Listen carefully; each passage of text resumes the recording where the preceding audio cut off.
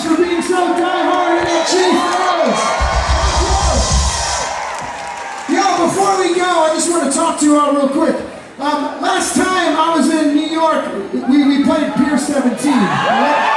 So, quick little story. Before I went on stage with that show, my blood pressure was like 170, which isn't good. I was on blood pressure medicine, all this stuff. I didn't know what was happening, but I knew I was on tour, had to play these shows. I got home, I thought everything was cool. In December, I did not wake up one morning, okay? My wife found me with my eyes open, in a coma state. She gave me mouth to mouth, kept my heart going. The paramedics got there, they shot me full of sugar, and they took me to the emergency room. The next morning, I found out that I was living with a rare cancer called pheochromocytoma. 1 in 10 million people get the thing that I have. It's like the rarest vinyl of tumor cancers. Anyway, it was 8 inches long. It grew from my adrenal gland into my liver.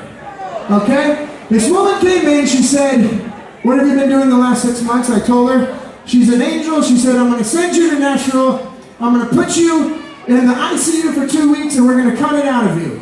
Yes! That is what happened, everybody. They cut out a giant 8-inch cancer tumor. I now have half a liver, no gallbladder, and no working adrenal gland, but that's the next step, is to make that shit work. But I tell you this, I tell you this not to scare you, not to like make you feel sorry or anything like that. I tell you this to free you, because I got another chance.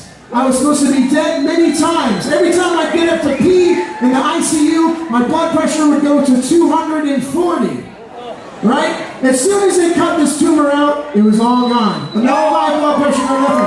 But I tell you this, because every day my wife would drive from my house to the hospital, to the hospital to visit me, right? The chances of her getting in a car wreck visiting me were higher chances than what I had and what I was going through. And basically what I realized, dealing with all this emotionally, psychologically, is that we spend too much worrying about the unknown, right? We spend too much time worrying about what our week's gonna be like. Are we gonna fail? Are we gonna like get disease and die, right? All this stuff, and we waste the time that we have every day. Every morning I wake up now, and it's just so fucking good to be alive every day.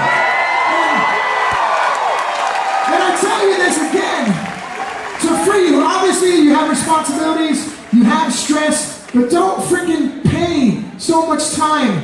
If you're alive, you are meant to be alive right now, right? You're meant to be alive.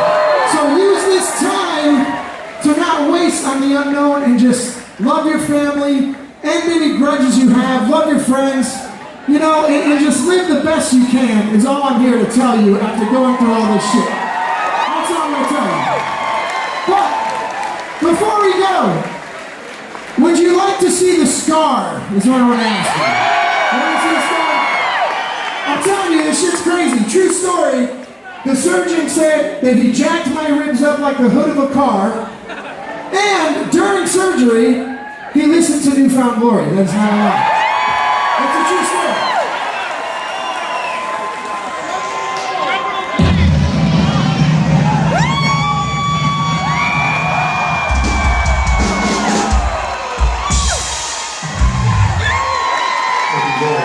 That's a big ass scar. I look really cool now. He even tried to match my tattoo down there. Pretty awesome.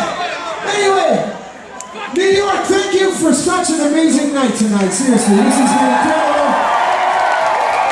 We got one more song, and it's called All Downhill From Here.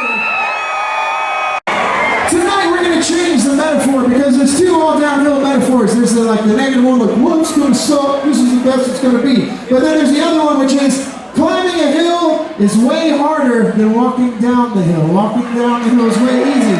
So, I basically want to encourage all of you tonight, when the hard shit comes in your life, instead of saying, why me, learn from it, grow from it, and just figure out how to get out of it, and just be smarter, and love everyone around you the best you can when you come out of it. That's all you got to do. said, at the end, I can't scream the part anymore because if I scream, I will split in half and it fucking hurts even to sneeze. So, that sing-along shit at the end, you better scream that as loud as you can.